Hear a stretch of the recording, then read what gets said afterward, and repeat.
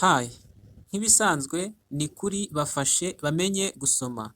Ubushize twarebye icyitwa action verbs, ni ukuvuga amagambo agaragaza igikorwa mu nteruro. Action verbs ni amagambo agaragaza igikorwa mu nteruro. Ubushize twasuzumye amagambo 5 ya mbere ariyo run, nanone tubona ijambo walk, turongera tubona ijambo eat, twongera tubona ijambo drink, tuza gusoza tubona ijambo read. Muri uyu mwanya tugiye kurebera hamwe andi magambo agera kuri 5 agaragaza action verbs cyangwa se action verb bitewe n'icyo dushaka kuvuga cyangwa se igikorwa cyakozwe dushaka kugaragaza. Noneho icya gatandatu ubwo ni write. Nk'uko tubibona uko iryo jambo risomwa mu kinyarwanda ni write, meaning aribyo twabonye ko ari ibisobanuro, ni ukwandika mu kinyarwanda. Write niko bisomwa, hanyuma meaning ni kwandika. Ubwo example ni urugero, I write words. I write words bivuga ndandika amagambo. Ngira ngo turabibona. I write words bisobanuye ngo ndandika amagambo. So repeat after me, ninjya mvuga ujye usubiramo. Ijambo rya karindwi uko risomwa turi kuribona ni rivuga ngo speak. Speak. Ngira ngo turi kubona uko twamera nk'ababyanditse mu kinyarwanda. Ni speak. Meaning ni ukuvuga ibisobanuro, ni ukuvuga. Speak ni ukuvuga. Example cyangwa se urugero, I speak English. I speak English. Mvuga icyongereza. Bisobanuye ngo mvuga icyongereza. Repeat after me. I speak English. I speak English. Mvuga icyongereza.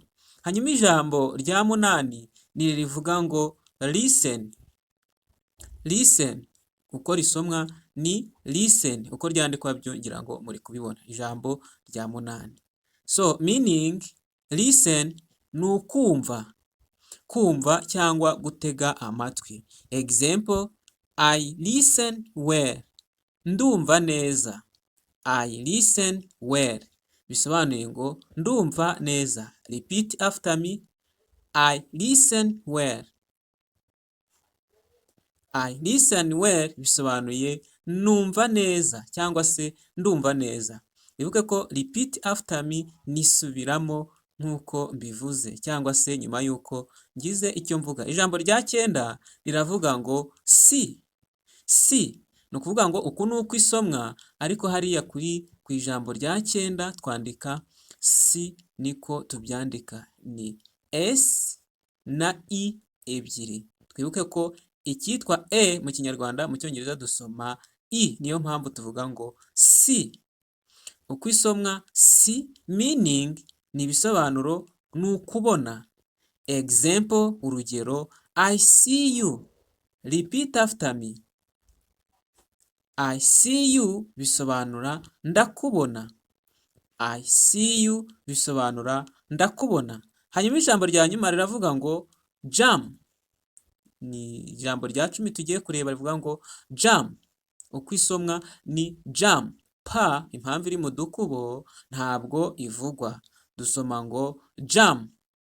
Meaning ni ugusimbuka. Igisobanuro cya jump ni ugusimbuka. Example, I jump high.